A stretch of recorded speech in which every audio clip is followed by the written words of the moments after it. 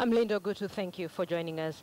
The 8 members of parliament facing hate speech and incitement charges have been detained for 4 days in what marks a historic decision by a magistrate in a high prime matter. Gatundu South Member of Parliament Moses Kuria, Machakos Senator Johnston Mudhama, Bahati Member of Parliament Kimani Ngunjiri, Kabete Member of Parliament Ferdinand Waititu, and 4 others have been sent to various police stations where they will be detained until Friday. The Office of the Director of Public Prosecutions successfully petitioned the magistrate to detain the 8 without any possibility of bail. Timothy Otieno is working on this story, and he will bring it for you as soon as we have it. For now, let's cross over to the Supreme Court, where the 5-judge bench is currently giving a ruling on the retirement age of judges. Remember, this is a story that we have been focusing on for you for the last couple of days. Let's cross over and listen in just a little bit.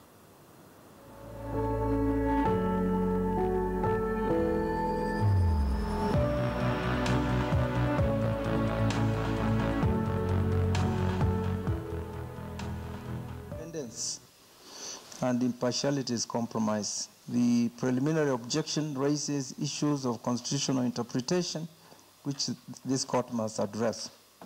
It is on this basis that he argued that all the members of the bench must disqualify themselves, and that if they do, there will be no court to decide the applications. Mr. Noroji has contended that the procedure employed by Mr. Mutata is unheard in law, and that the court cannot be divested of its mandate summarily by means of a purported preliminary objection. I've looked at, earlier on I had addressed myself to this case of Mukisa Biscuit and Company, okay? And I need not do so here, but before I begin, it's necessary to make some observations. When adopting cases decided in the pre-2010 constitutional dispensation, sight should not be lost of the fact that they should be viewed and understood through the constitutional lens. In other words, they should be infused and baptized with the spirit, letter, and the overall vision of the Constitution. An approach that pays homage to the principles of equity, fairness, integrity, inclusiveness, transparency, accountability as enunciated in Article 10 should be preferred over a pure legalistic one. And I think in the case of Aramat, and I quote it here, in one of the paragraphs we said that the Supreme Court decides not in the more constrained position in which the Court of Appeal had been at the time of Lillian S. I've already stated that Mr. Mutata's preliminary objection is not anchored on jurisdiction, although it's labeled as such. Does that qualify it as a preliminary objection? And, you know, I go back to Mukisa Biscuit and call quote Wilkinson in expert Pinochet, Ugarte number 2. Look at the Jaspi Singh case that, you know, has also been quoted, and which is our decision. Do Mr. Mutata's allegations of bias fall under the category which calls for disqualification without the need to investigate any facts? Only when the answer is in the affirmative can the ground of bias bring preliminary objection under Mukisa Biscuit.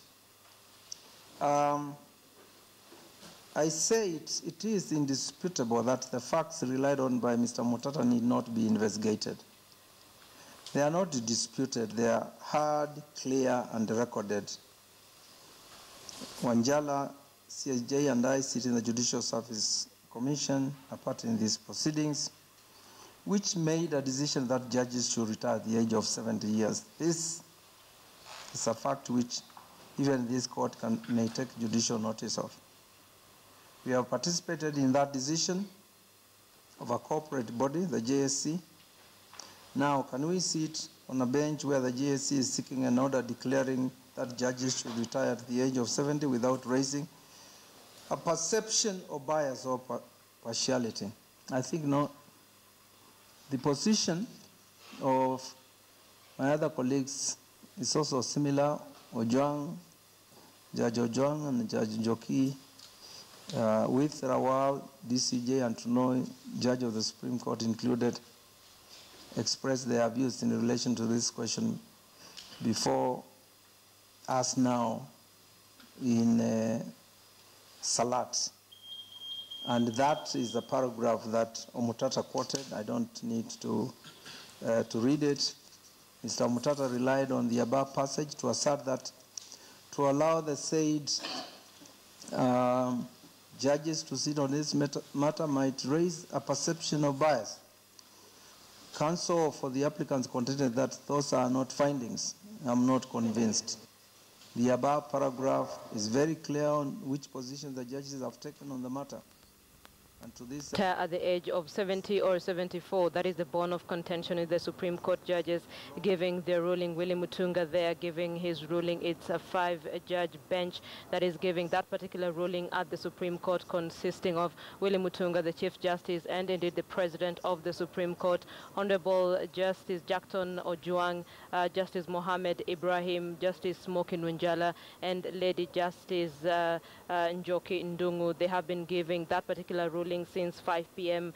Today in the evening. For those of you who still want to watch that particular ruling, you can watch it on KTN News. That is on DSTV channel 274, Zuku channel 14, and GoTV channel 94. So just before Willie Mutunga started giving his ruling, the other judges of the Supreme Court also gave their rulings. Smoky Nwinjala has removed himself from hearing this particular case, as well as Mohammed Ibrahim. Njoki Ndungu, however, will stay on. Let's listen in to what some of the other Supreme Court judges had to say.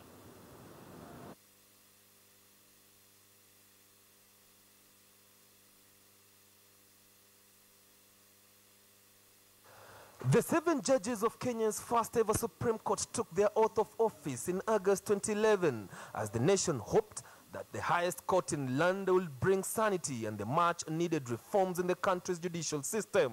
The main objective of the court was to interpret the Constitution, as well as assert the supremacy of the Constitution and the sovereignty of the people of Kenya. Their first litmus test was to determine the contested 2013 presidential poll between CORD and Jubilee. And although the opposition has never agreed with the ruling of the Supreme Court, most of them have agreed that it played a big role in diffusing any post-election violence. A good number of us do feel that justice was not done in the manner in which the petition itself was determined. But the fact that, you see, the law is an us, they say, until you amend it or repeat it or replace, with something else. In the manner in which we had put in the Constitution before was that we gave a limited period to determine the petition on the presidency, which was only 14 days. 14 days was a very short period. Another high case that the Supreme Court has handled is the retirement age of judges, especially after the 2 judges of the Supreme Court, Deputy Chief Justice Kalpana Rawal and Justice Philip Tunoi, petitioned the court. Although the 2 judges were exempted from sitting on the bench due to conflict of interest, some lawyers still feel that the bench will not give a fair judgment since the case touches on their colleagues. Will find itself in an awkward position because, one, you see, the members of the Supreme Court sit to hear matters concerning their colleagues, and they are at the same time the employer, strictly speaking, in legal terms. So it's an awkward position, completely awkward position. Away from the cases that the Supreme Court has handled, the integrity of some of the judges still remain in question. First was the former Deputy Chief Justice Nancy Baraza, who was forced out of the judiciary after being accused of pinching a security guard in one of the high-end malls, ending her short stint in the corridors of justice. The worst thing that happened to the Supreme Court itself is the loss of Nancy Baraza. The loss of Nancy Baraza as a Deputy Chief Justice. We wouldn't have had the problems we are now having, I can assure you that. for a very flimsy thing. I know she's just come out of, I think she had visited a very sick member of the family, and a small incident out there, which by the way happens to every judges. The judges were very bigger issues than that. Then came Justice Philip Tunoi, whose fate at the judiciary now hangs in the balance after being suspended for allegedly receiving 200 million shillings as a bribe from Nairobi Governor Dr. Evans Kidero. This was allegedly meant to induce Tunoi to rule in Kidero's favor in the election petition between Kidero and Ferdinand Waititu. His fate remains with the tribunal. In terms of corruption, in terms of delivery of justice or dispensation of cases within a short period, there is a problem. So in a scale of 1 to 10, I think I would give him 6.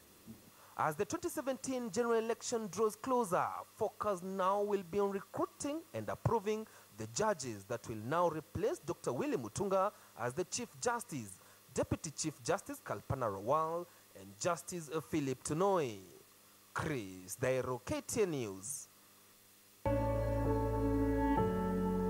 They are looking at the intrigues surrounding the Supreme Court's eye on the Supreme Court, looking at the integrity of the judges, and indeed that scramble for the seat of the Chief Justice. Let's see how this goes on. Of course, that hearing still continues at the Supreme Court. The judges there are currently giving their ruling, touching on the retirement age of judges. Should it be 70? Should it be 74? Remember, you can watch that ruling on DSTV channel 274, Zuku channel 14, and GoTV channel 94 on KTN News. Now let's move on. The 8 members of Parliament facing hate speech and incitement charges have been detained for 4 days in what marks a historic decision by a magistrate in a High Court matter. Gatundu Member of Parliament Moses Kuria, Machakos Senator Johnston Muthama, Bahati Member of Parliament Kimani Ngunjiri, Kabete Member of Parliament Ferdinand Waititu, and 4 others have been sent to various police stations where they will be detained until Friday. The Office of the Director of Public Prosecutions successfully petitioned the magistrate to detain the 8 without any possibility of bail. Timothy Otieno now has that story.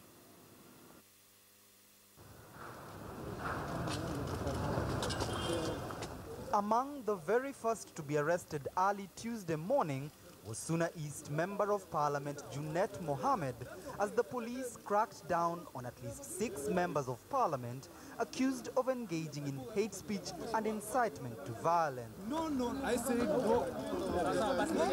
With who? That is okay. Let us go. By Tuesday afternoon, the Milimani court was busy as the Director of Public Prosecutions Office tried to get Junet Mohammed, Moses Kuria, Timothy Bosire, Aisha Jumwa, Florence Mutua, Kimani Gunjiri, Johnston Muthama, and Ferdinand Waititu detained for at least 4 days. The DPP's office argues that the 8 suspects might interfere with investigations if let out on bail.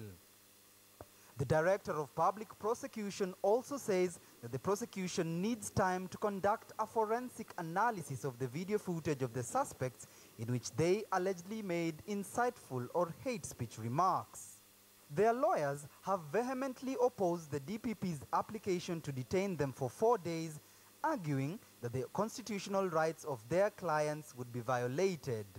Among those that stand out are remarks by Moses Kuria, which some interpreted as comments calling for the assassination of CORD leader Raila Odinga.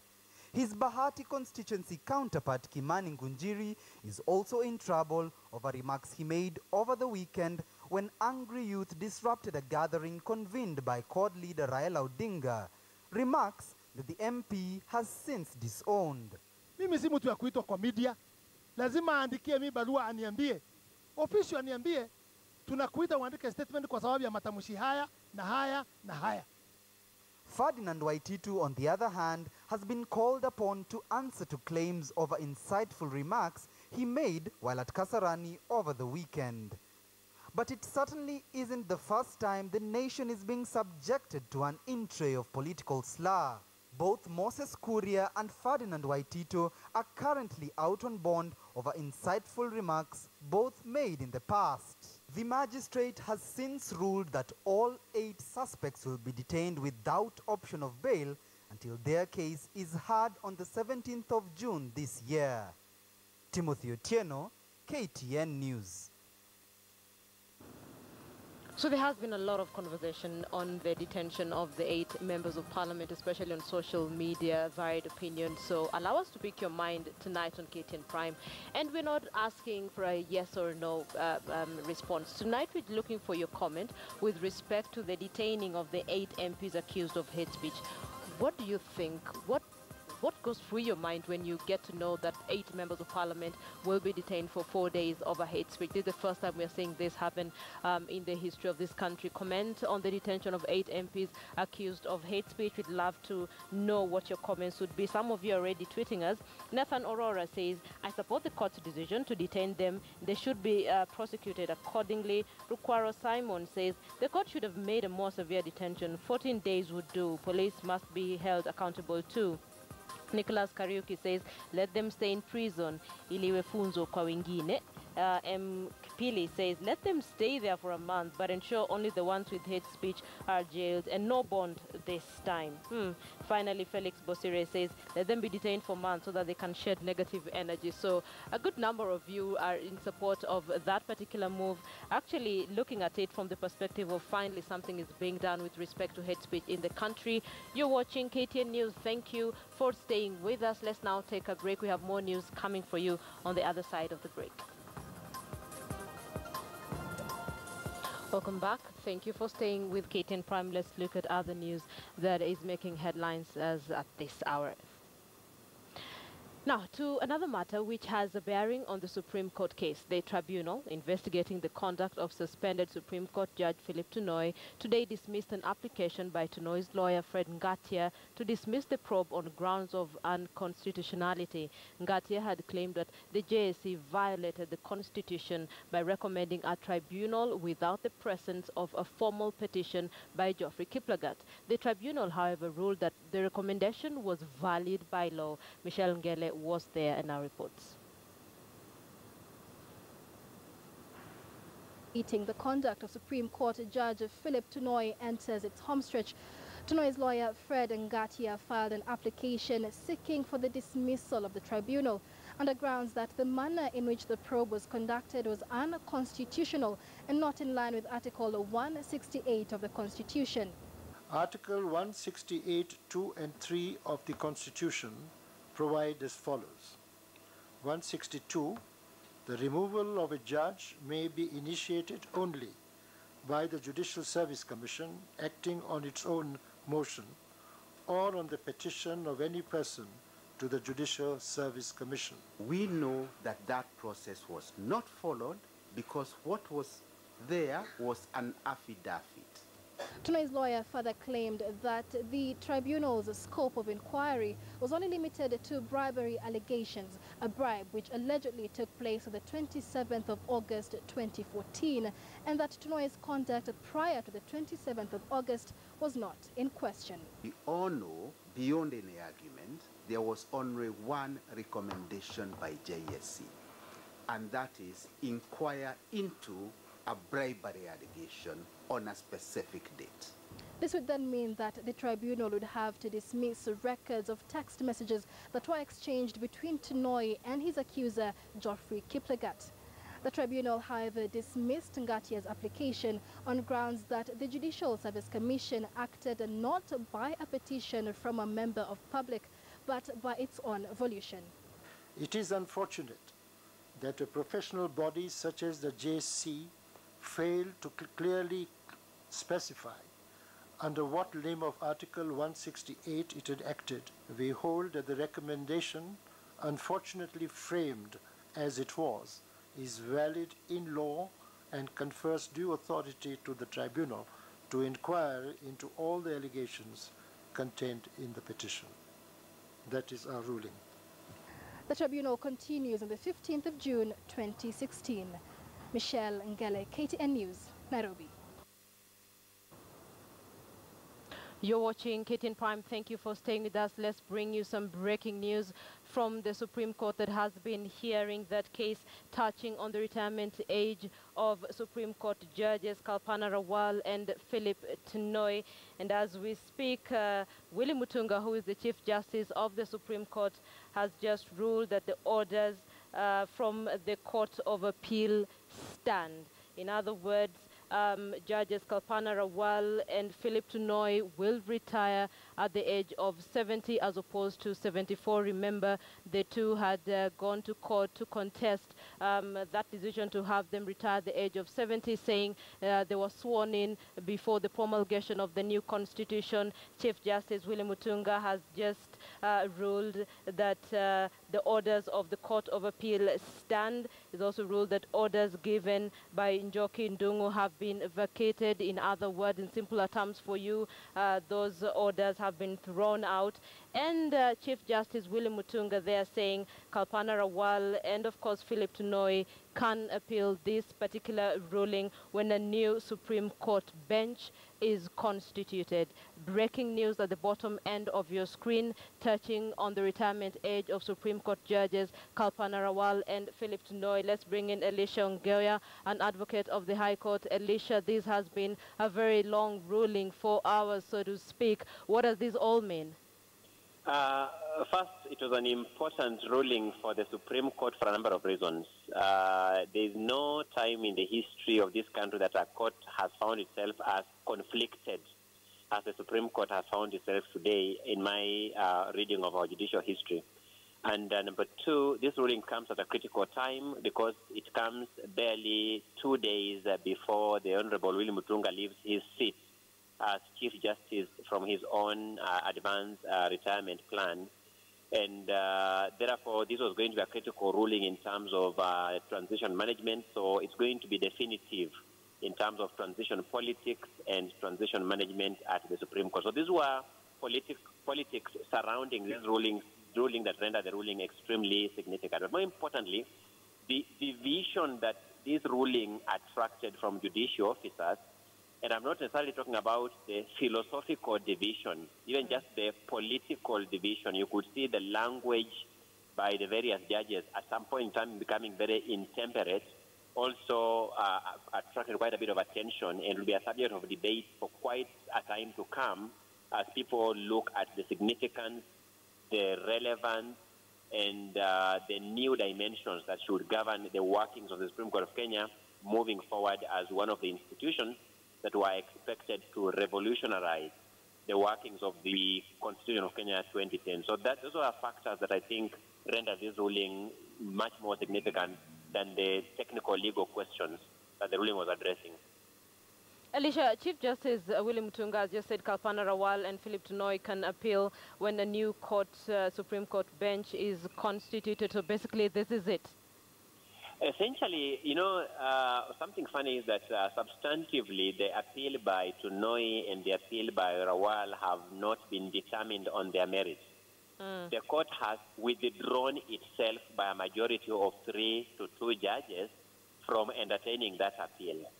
The judges have reasoned, the majority have reasoned that it's been such a scenario of conflicts of interest that the stature of the court would be extremely diminished if the court were to sit and hear this matter.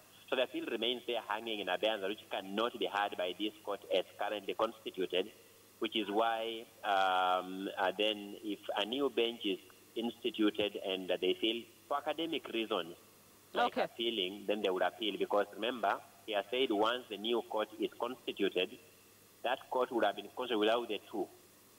So the court will be fully established without the 2, and therefore even appealing will be purely for academic reasons. It will have no practical Elisha, stay with me for a few minutes. I can see live pictures from the Supreme Court.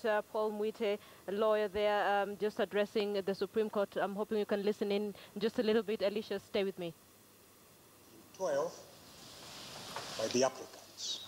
There is the issue of the application by Omutata. It is not clear to us what the applicant expects, or rather the applicants expect will happen within the 21 days in respect of which we are asking for a stay. The reasons given for allowing Omutata's objection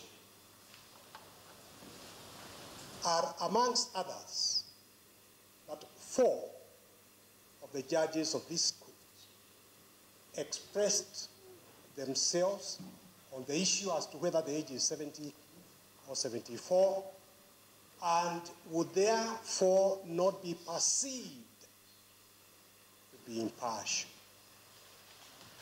What are the applicants expecting will happen with regard to those 4 judges in the next 21 days? Finally, it is our submission that indeed, in the very unlikely event of the appeals succeeding, before an impartial and neutral bench, whenever that might be in the future, the appeals will not be read ad nugatory, my Lord, your Ladyship, because damages will be an adequate remedy. If, in the unlikely event they succeed, that the retirement age is 74, they will simply be paid the balance of the term that they have not served. Lord, there's already a finding. There is no proprietorship in public office. It doesn't have to be that a Mr. X must be the judge of the Supreme Court or Mrs. Y must be the Deputy Chief Justice. There's no proprietorship. So that public interest inclines towards what this court has done by a majority, open the doors that had been closed to the Judicial Service Commission by the ex parte orders on the 27th of May, so that the Judicial Service Commission can proceed expeditiously with the recruitment of the Chief Justice of the Republic of Kenya, Deputy Chief Justice of the Republic of Kenya, and a judge of the Supreme Court, so that we can have a Supreme Court fully constituted with a full complement of the 7 judges. That is what public interest demands. Let's not have any further delay on that whatsoever, as and when a neutral bench is constituted, wherever that might be, and in the unlikely event of this court holding that the retirement age is 74, not 70, then damages, in my submission, will be inadequate. Those are live proceedings from the Supreme Court of Kenya currently going on. Lawyer Paul Mwite addressing the bench. You can still watch the live proceedings from the Supreme Court on KTN News, that is DSTV channel 274, Zuku channel 14, and GoTV channel 94. If you're interested in that particular ruling that is currently being given at the Supreme Court of Kenya. So let me just run you by what has just happened. Chief Justice William Mutunga has ruled that orders from the Court of Appeal stand, which essentially means Kalpana Rawal and Philip Tunoy will retire at the age of 70 as per the Constitution. He also ruled that orders given by Njoki Ndung'u have been, so to speak, thrown out, and he's asked Kalpana Rawal and Philip Tunoy to appeal when the new Supreme Court bench is constituted. And we have just spoken to Elisha Ongoya, an advocate of the High Court, trying to help us understand what has just happened. So you want to be part of that conversation, you can watch KTN News. Renowned economist Kareithi Murimi passed on suddenly last night from what doctors suspect could have been a heart attack. He was a regular analyst on TV and newspapers. KTN's Joy Doreen Bira now pays tribute to Kareithi, who was a familiar face, especially on KTN. CS Treasury, present the budget last year. Yeah. And basically there were 3 items which... Economist Karithi Murimi was a respected presence in the Kenyan media as he analyzed various issues. The government has increased its lending, so you have excess government debt, which then squeezes what you call available credit to private investors. The newsrooms that he frequented ever so often to selflessly share his views got the news that this man was no more on Tuesday morning. Confirmed by his family, it was reported Murimi might have suffered a cardiac arrest late Monday evening in his living room as he watched primetime news. He was extremely concerned about different aspects of society, and so he was able to relate the academic intellectual conversations that he engaged in with the ordinary lives of people. And so he brought the economic conversations really down to the level of people who would then relate whatever was going on in those high places to their ordinary lives. I don't think we have an economist like him in the country that can break it down for the masses. We had him on checkpoint a number of times, and each time he left, not only us who work here in the media, but our viewers were so thankful for how easy he made it to understand matters of transparency, accountability, governance, the economy, and financial journalism. He had his facts right. He wore so many hats. I mean, getting such a replacement, it will take some time. A man of many hats, Karithi was revered as brilliant, patriotic, honest man who exuded intellect and kindness with whoever he interacted with. Fellow economists, utterly shocked by the news of his demise, took to social media platform Twitter. Murimi formally described himself as CEO and team leader of JMG Strategy Innovations Limited, as well as a constitution and governance expert in strategic risk solutions. He had an MBA General Management from the University of Free State, was widowed, and is from Kianjiru in central Kenya. The cause of his death is still unknown as family and relatives still come to terms with his demise. Joy Doreen Bira, KTN News. Karithi Murimi, I remember interviewing him a couple of times on different shows, and he was such a resource for information, especially touching on business. And like Abiagina said, getting a replacement for him will not be easy. May his soul rest in peace. You're watching KTN Prime. Let's now take a break. We'll be right back.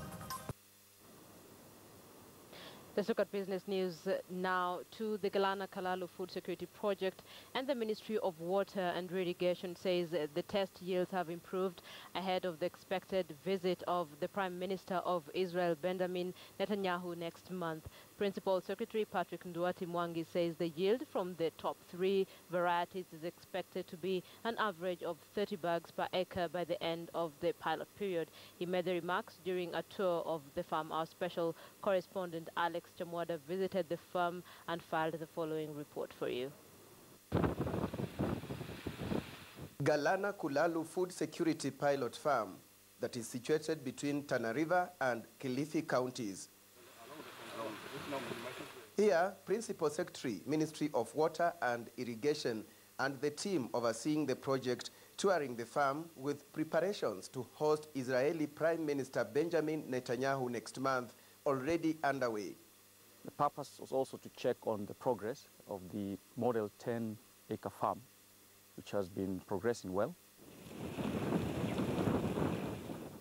The area under irrigation now is 750 acres out of a target of 10,000 acres of the model farm. The 10,000-acre target is expected to be achieved by September this year. Looking at the average of about 30 bags per acre, which is beyond the national average. The National Assembly Committee on Agriculture had declared the project as a rip-off on the grounds that the first test crop had yielded only an average of 10 bags per acre, but later the committee gave it a clean bill of health, explaining that the verdict had been based on insufficient information and that it was premature to make conclusions, given that the first phase of the project is only on trial. The leading varieties had produced more than 39 bags per acre, others 35, others 30 bags per acre, and the worst varieties could be able to were producing on 5 bags per acre. So we could not be able to take the average, which initially we were given on 10 bags per acre. But immediately we asked some of these questions. It was explained that that the purpose of the 500 acres was to test the best yielding varieties. What we plan to do is bring in the private sector to run this farm and kick off the second phase, which is expanding this farm to 30,000 acres, which is manageable using the water available from the river. The government insists that this is only a pilot project to pick 3 top varieties out of 13, and that the real test of the impact of the project is when private investors will come in, pick those 3 varieties for large-scale production. For KTN News, I'm Alex Chamwada in Galana. The state farming, nearly half of all crops harvested in Kenya are thrown away or lost due to poor handling and storage. This, no doubt, is a major contributor to food insecurity and high food prices, which consistently plague the country. This is the challenge that agricultural sector stakeholders and experts attending the Africa Strategic Grain Reserve Conference in Nairobi are faced with, and one that they must find solutions to, and fast. Philip Gaitani has more. It is now emerging that improving food security is not just a question of increasing production, but a matter of ensuring that the food that is harvested is properly stored and used to the best effect to minimize losses. The main challenge really might not even be affordability, it might just be awareness, for example, because as much as these technologies exist, the distribution system is not there. The experts insist that farmers have been storing their harvests incorrectly in wholly plastic containers that often easily become infested with pests. If a farmer in Makueni wants to buy pig's bags, can he really even know where to buy them from? Across East Africa, farmers grow staple foods such as maize, wheat, and sorghum, but then lose much of their yield to damp conditions, insects and rodents, a key consequence of mainly poor storage, owing to lack of information available to farmers about proper storage systems and technologies. Poor storage can cause up to 100% loss for farmers. Now, if the process of exchange is not right, if your infrastructure is not right, if your price information is not right, price cannot be right. Solutions such as airtight storage containers, chemical-free storage solutions such as pig bags, to stop insect damage in the store and reduce the harvest loss by farmers. The pig bags have been particularly successful for many smallholder farmers in many areas in the region. Philip Keitan, KTN News. Aldo Maru has been appointed the new chief executive of Telkom Kenya. Maru, a former executive at Orascom, joins the company following the successful acquisition by Helios Investment Partners, the new majority shareholders of Telkom Kenya. Maru, an engineer by profession and a former group chief finance officer of Orascom Telecom Media and Technology, holding an Egypt-based listed company, takes over from Vincent Lobre, who has served the firm from September 2014. John Bororot, the former Chief Technical Officer, has been appointed the Chief Technical and Information Officer, replacing Jean-Marie Garcia. Telkom Kenya shareholders will inject 30 billion shillings into the loss-making company in a fresh capitalization agreement signed with Helios Investment Partners on Friday.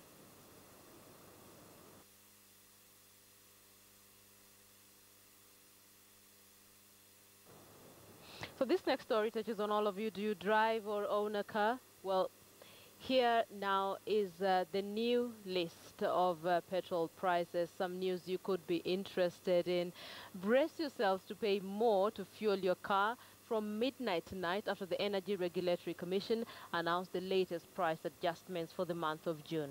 A litre of super petrol is up by 1.92 shillings to 86.17, while a litre of diesel shot up by 3.34 to 73 shillings and 71 cents a litre. The hike in prices have been attributed to rising global oil prices, which have been ending up in the last few months as demand continues to spike.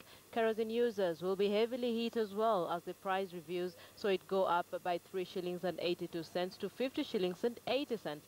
The new price set of prices take effect on the backdrop of a fresh adjustment adjustment on the fuel levy having been raised from 12 shillings to 18 shillings. The adjustment announced by Treasury Cabinet Secretary Henry Rotich in the 2016-2017 budget statement last week is yet to take effect, placing a heavier burden on millions of households.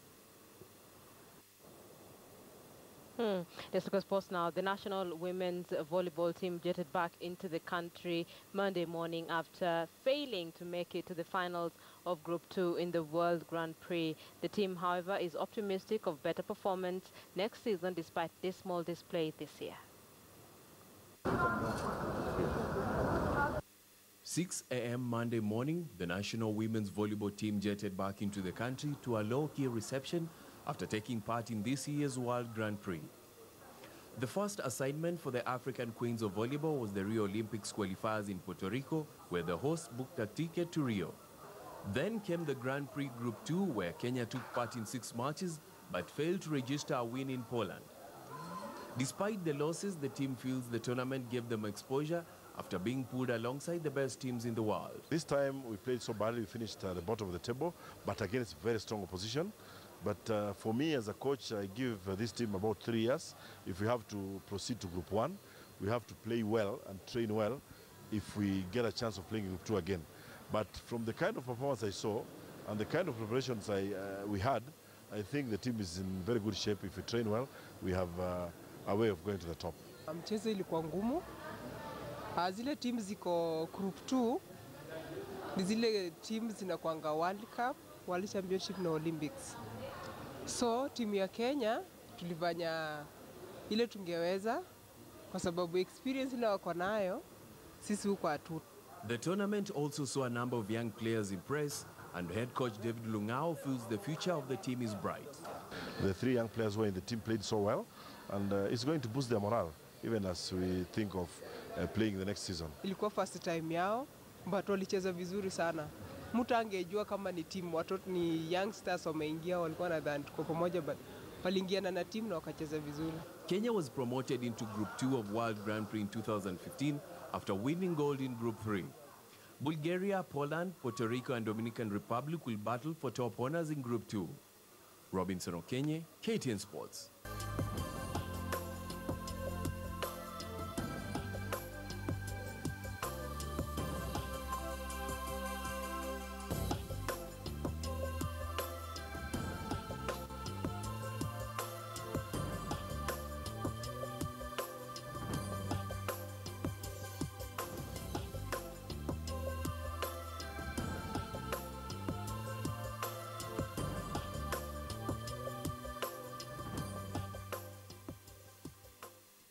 No longer, because I bought Mortin Doom Power Guard, which kills 100% mosquitoes.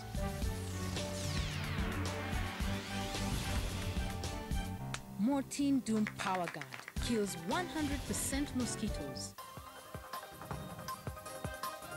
So we're done with KTN Prime. Let's remind you of a big question tonight. Actually, it wasn't a question. We're looking for your comment on the detention of 8 members of parliament accused of hate speech. What are your thoughts on the fact that they have been detained and they will be detained for the next 4 days? Roy Kalain says, it is not about detention. It is about action after detention. I want to be proven wrong. I have doubts. Jennifer Githaiga says the institutions charged with bringing them to account must up their act this time. Ili iwe funzo kwa wengine. Ahmed Moyo says detention alone is not enough. Tougher action should be taken against such leaders. Peter Mwangi says bravo, they should be jailed fast. Incitement must stop. Historic ruling. Just your feedback on our big story tonight. That story touching on the detention of 8 members of parliament accused of hate speech. That's where we leave it on KTN Prime tonight. Thank you so much for watching. Allow me now to hand you over to Sophia Wanuna, who will be hosting the last word, focusing on that particular story, that detention of 8 members of parliament accused of hate speech. And so to speak, her topic tonight will be on hate speech. Sophia.